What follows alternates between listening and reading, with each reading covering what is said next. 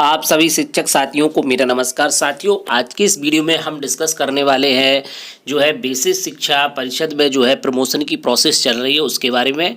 तो जैसा कि आप सभी इससे विगत हैं कि प्रमोशन की प्रक्रिया चल रही है और काफ़ी लंबे समय बाद यह प्रक्रिया प्रदेश में शुरू की गई है जो कि शिक्षकों के लिए। तो काफ़ी समय से शिक्षक इसका इंतजार भी कर रहे थे, लेकिन लगातार कई बार आदेश आने के बाद और कई जनपदों द्वारा पदोन्नति की और या वरिष्ठता की सूचियां जो है जारी नहीं की गई और कम से कम 3 से 4 बार आदेश आया है और फिर भी जो है पूर्ण तरीके से वरिष्ठता की सूचियां जारी नहीं की गई। आखिर ये इसमें क्यों ढील दी गई है और ये कुछ समझ में भी नहीं आ रहा है और शिक्षक इसमें परेशान भी है कि आखिर इस प्रक्रिया को क्यों जो है सही से लागू नहीं किया गया है। 4 तारीख को आदेश आता है कि जो है 5 तारीख को दोपहर से जो है आप आपत्ति दर्ज कर सकते हैं, लेकिन वेबसाइट ही ओपन नहीं हुई और जाकर के वो ओपन हुई है 9 तारीख को। तो उस पर भी कई सारी समस्या हैं। साथ ही एक और अपडेट है जो कि एनसीटी की अधिसूचना में जो प्रमोशन के लिए टेट अनिवार्य की बात की गई थी, तो वहाँ पर भी उसमें कोई भी बात उल्लिखित नहीं की गई, यानी कि नियम को बरकरार बना टीईटी प्रमोशन की तैयारी शुरू की गई है। तो परिषदीय प्राथमिक स्कूलों में कार्य सहायक अध्यापकों के सालों बाद होने जा रहे प्रमोशन में अफसरों की मनमानी के कारण अड़चन आ सकती है, यानी कि उस पर भी अगर प्रमोशन पूर्ण तरीके से हो जाए, ये भी कहना बहुत बड़ी बात है, क्योंकि पीयूष पांडे एवं अन्य के मामले में हाईकोर्ट की लखनऊ बेंच ने 27 फरवरी को राष्ट्रीय अध्यापक शिक्षा परिषद यानी एनसीटी की समय समय पर जारी गाइडलाइन के अनुसार पदोन्नति करने के आदेश दिए थे।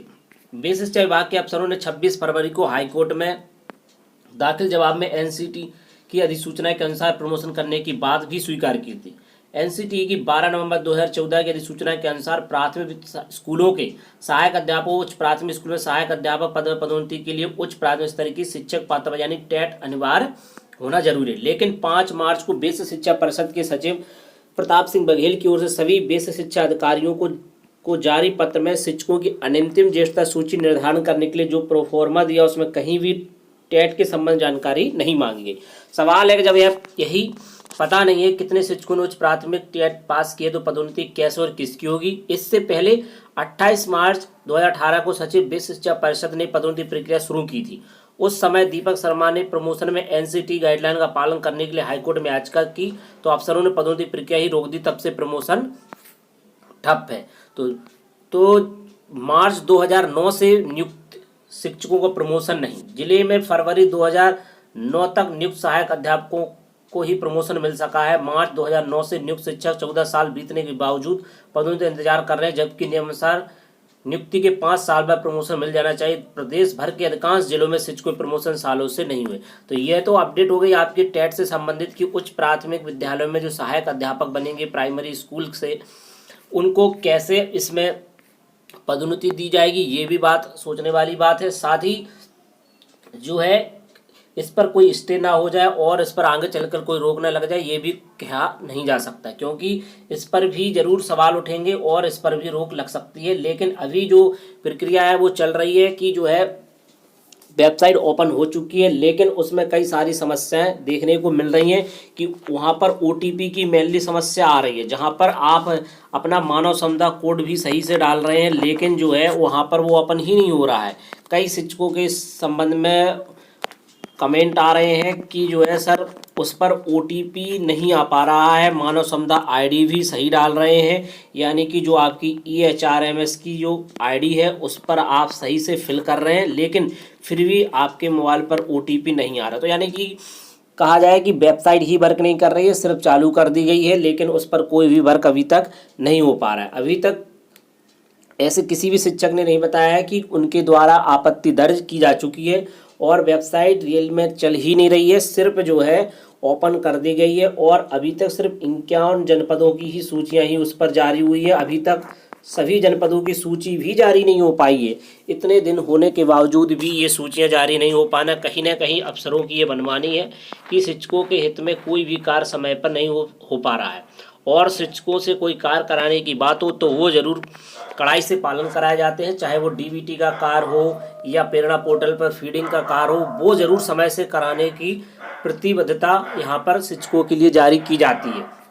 लेकिन शिक्षकों के प्रमोशन हो, चाहे ट्रांसफ़र हो या म्यूचुअल ट्रांसफ़र की बात हो, जनपदीय ट्रांसफ़र हो, अंतर जनपदीय ट्रांसफ़र हो, उस पर भी कोई भी कार्रवाई नहीं की जाती है। तो शिक्षक इससे काफ़ी नाराज़ हैं और ये नाराज़गी आने वाले समय में देखने को मिल सकती है। साथ ही शिक्षकों की जो पुरानी मांग है कि पुरानी पेंशन, उस पर भी कोई कार्य नहीं हो रहा है। सिर्फ जो है अब एनपीएस पर उसमें ही कुछ संशोधन करने की बात की जा रही है और हाल ही में एक कमेटी भी बनाई गई है। लेकिन पदोन्नति की बात कर ले तो पदोन्नति की जो वेबसाइट अभी चालू की गई उस पर कोई कार्य चल नहीं रहा है सही से, सिर्फ वो जो है ओपन कर दी गई और उसमें सूचियां डाल दी गई हैं। तो हो सकता है कि अभी 1-2 दिन और इंतज़ार करना पड़े तभी चल सके, या सूची सभी जनपदों की आ जाएंगी तब उस पर कार्य होगा। तो यह प्रक्रिया भी चलती रहेगी और फिर से एक नया आदेश आपको देखने को जरूर मिलेगा, क्योंकि उस पर कोई कार्य हो नहीं रहा है।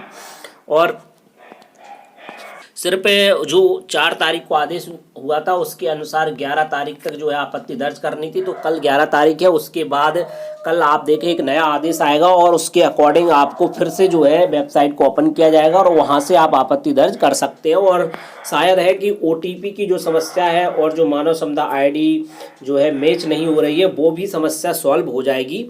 तो अब प्रदेश में आचार संहिता भी लग गई, उसका क्या जो है इम्पैक्ट पड़ेगा उसको भी यहाँ पर देखते हैं। तो जो आचार संहिता है तो वहाँ पर बताया गया कि तबादला पदोन्नति नई योजनाओं पर हो। निकाय चुनाव का ऐलान होते ही प्रदेश भर में आचार संहिता लागू हो गई है। इससे पूरे प्रदेश में 14 मई तक कर्मचारियों की नियुक्ति, तबादले और पदोन्नति और नई योजनाओं को लागू करने पर प्रतिबंध रहेगा। निकाय क्षेत्रों में सिर्फ चालू विकास कार्य कराए जा सकेंगे। हालांकि ग्रामीण क्षेत्रों में नए विकास कार्यों को शुरुआत पर रोक नहीं होगी। लेकिन यहाँ पर यह भी बताया गया है कि उन विभागों में ये प्रक्रिया शायद चलती रहेगी जो कि आचार संहिता की जो गाइडलाइन है उसके अकॉर्डिंग आप यहाँ देखें तो निर्वाचन की अधिसूचना निर्गत होने के बाद निर्वाचन संचालय से प्रत्यक्ष या परोक्ष रूप से संबंधित समस्त अधिकारियों पदाधिकारियों के स्थानांतरण, नियुक्ति, प्रोन्नति पर पूर्ण प्रतिबंध रहेगा। अप्रिय परिस्थिति में उक्त स्थानांतरण, नियुक्ति, प्रोन्नति राज्य निर्वाचन आयोग की पूर्व अनुमति के बाद ही की जा सकेगी। साथ ही प्रतिबंध सिर्फ उन विभागों पर लागू माना जाएगा जो सीधे तौर पर चुनाव संपन्न कराने की संपूर्ण प्रक्रिया से सीधे जुड़े हैं, जैसे कि राजस्व, पुलिस तथा नगर विकास। शेष विभागों में प्रोन्नति करने पर प्रतिबंध नहीं है। तो उम्मीद है कि इसमें बेसिस डिपार्टमेंट पर कोई प्रभाव नहीं पड़ेगा। साथ ही यह प्रक्रिया काफ़ी पहले से चली आ रही है, इसको नई स्टार्ट नहीं किया गया, क्योंकि कई बार आदेश आ चुके हैं और प्रक्रिया जो है पदोन्नति की काफ़ी टाइम से जो है गतिमान है। तो इस पर वैसे भी प्रभाव नहीं पड़ेगा। पहले भी आप कई आदेश देख चुके हैं और कई भर्तियां भी ऐसे ही रहे हैं कि अगर वो पहले से चली आ रही हैं तो उन पर जो है कोई भी विवाद नहीं होता है और जो पदोन्नति की प्रक्रिया है वो चलती रहेगी। लेकिन जो ओटीपी की समस्या है और जो आपत्ति आपका दर्ज करने का प्रोसेस है वो अभी वर्क नहीं कर रहा है, वो बहुत ही जल्द जो है वर्क करना शुरू कर देगा, क्योंकि शिक्षक परेशान है कि आखिर जो है ऑनलाइन ही प्रोसेस है तो आपत्ति सिर्फ ऑनलाइन ही होगी और ऑफलाइन का कोई मैटर ही नहीं है। ऑफलाइन उसमें कुछ भी नहीं होगा, जो भी होगा वो सिर्फ आपका ऑनलाइन ही होगा। आप अपने डॉक्यूमेंट तैयार रखें, जो भी आपकी कंप्लेन है उस वो ऑनलाइन ही दर्ज होगी। तो कल लास्ट डेट है और कल जो है फिर से डेट बढ़ जाएगी और आप देख लेना कल एक नया आदेश आ जाएगा, या कल नहीं तो जब भी आएगा, लेकिन आपको मौका मिलेगा कि आप आपत्ति दर्ज करा सकते हैं। साथ ही सभी जनपदों की सूचियां भी बहुत जल्द आपको देखने को मिल जाएंगी। अब उसमें कितना समय लगता है ये तो जो है जब नया आदेश आएगा उसके अकॉर्डिंग ही मालूम चल सकता है, क्योंकि अभी तक सभी जनपदों की सूचियां भी जारी नहीं हो पाई हैं। अभी भी जो है 24 जनपदों की सूचियां रह गई हैं, 51 जनपदों की आ गई है। अभी तक 75 जनपदों में से 51 जनपदों की सूची जो है नेट पर आ चुकी है और कहीं कहीं किसी में जो है वो ओपन भी नहीं हो रही है। तो यानी कहा जाए कि वेबसाइट पूरी तरीके से वर्क नहीं कर रही है। तो यह देखेंगे कि आने वाले समय में यह प्रक्रिया कैसे सही हो सकती है और शिक्षक जो है कैसे आपत्ति दर्ज कर सकते हैं। जो ओटीपी और मानव संपदा आईडी की समस्या है वो भी सॉल्व हो जाए, जिससे कि शिक्षक जो है इस परेशानी में ना रहे और वो आपत्ति सही से दर्ज कर सकें। तो साथियों ये अपडेट थी और आप परेशान ना हो, आपके लिए बहुत ही जल्द जो है ये सुविधा शुरू हो जाएगी। और कहीं ना कहीं काफ़ी टाइम हो चुका है जो है प्रमोशन की प्रक्रिया को, और वो जो है शुरू ही नहीं हो पाई है, ना ही सही से वो वर्क कर रही है, ना ही इस पर कोई जवाबदेही हो पाती है, ना ही उसमें कोई हेल्पलाइन नंबर रहता है कि आप वहाँ पर शिकायत दर्ज कर सकें, कंप्लेन कर सकें। क्योंकि जब आप वेबसाइट ओपन करते हैं तो वहाँ पर कुछ भी देखने को नहीं मिलता है। अगर आप वहाँ वेबसाइट ओपन करें तो वहाँ पर आपको हेल्पलाइन नंबर दिया रहता है, लेकिन वहाँ पर हेल्पलाइन नंबर ही नहीं रहता है। तो अब जो भी है वो एक आदेश ही आएगा और उस आदेश के अकॉर्डिंग ही कार्य हो पाएगा। अब देखना है कि शिक्षक संगठन इस पर कितना कार्य करते हैं, क्योंकि शिक्षक संगठन के द्वारा भी कोई आपत्ति दर्ज नहीं की जा रही। आने वाले समय में हो सकता है कि कोई आपत्ति दर्ज की जाए, जिससे कि यह प्रमोशन की कार्रवाई आगे बढ़ सके। तो आप सभी का इस बारे में क्या विचार है? साथ ही आप अपने जनपदों में भी शिक्षक संगठन से बात करें और वहाँ से भी जो है एक जो है कहीं ना कहीं आप ज्ञापन देने का प्रयास करें, जिससे कि ये समस्या जो है शिक्षकों की सॉल्व हो सके।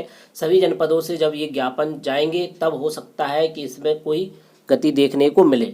फिलहाल OTP और मानव समुदाय ID की समस्या जागरूकता बरकरार है। साथ ही सभी जनपदों की अभी तक सूचियां जारी नहीं हो पाई है। तो और रही बात आचार संहिता के लागू होने से, तो पदोन्नति पर इसका कोई विशेष प्रभाव पड़ने वाला नहीं है, क्योंकि यह प्रक्रिया पहले से भी चल रही है और साथ ही आप जो है आचार संहिता का जो नियम है वो भी देख चुके हैं।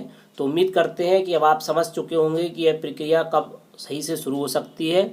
और आप सभी के क्या विचार हैं आप ज़रूर कमेंट में बताएं। साथ ही आपके कोई भी डाउट है तो आप ज़रूर पूछें और वीडियो को अधिक से अधिक शेयर करें, जिससे कि आपको साथी भी इसको देख सके और नई अपडेट जो भी आती है शिक्षा विभाग की वो इससे जुड़ सके। तो चैनल को सब्सक्राइब जरूर कर लें। मिलते हैं किसी नेक्स्ट वीडियो में और नई अपडेट के साथ। जय हिंद।